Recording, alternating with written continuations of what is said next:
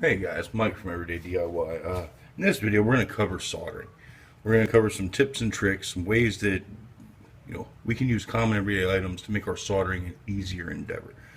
So for this, we're going to need soldering supplies, blue tack for holding all your items in place.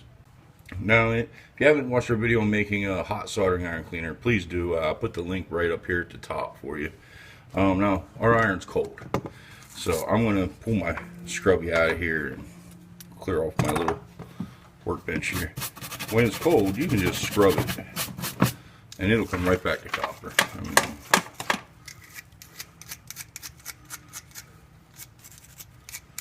I've used this quite a bit in the last few weeks.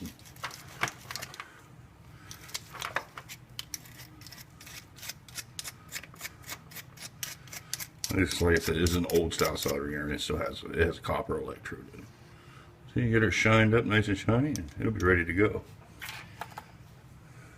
As a tip for your soldering iron, if you have a solid electrode soldering iron like I do, and your tip gets a little funky, you can always just nip it off with a pair of side cutters. Make you a nice sharp tip back on the end of it. I prefer a little bit of a longer, more cylindrical tip on mine because I do side position soldering. It's just how I solder. So I use more of a tip like that because I solder off to the side. Here's a second trick to this. If you loosen up the screw here on the side, you can remove this tip. Because if you screw it far enough.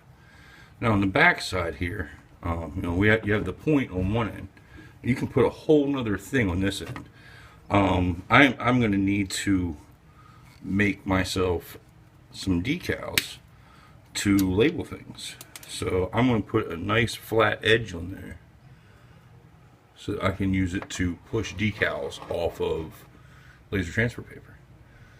So there's just a quick way to make your own soldering tip. Then you can shape it to whatever shape you need for the project that you're doing. A lot of people ask, how do you know when your soldering iron's hot and ready to go? Well, just simply touch a little solder to the end of it, and if it smokes, it's ready to rock and roll. I don't know if you can see the smoke on that or not, but here, I'll tin the end of it. It's ready to go.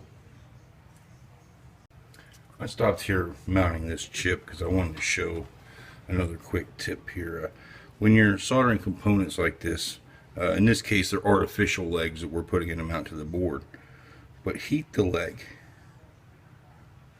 Don't heat the component, heat the leg.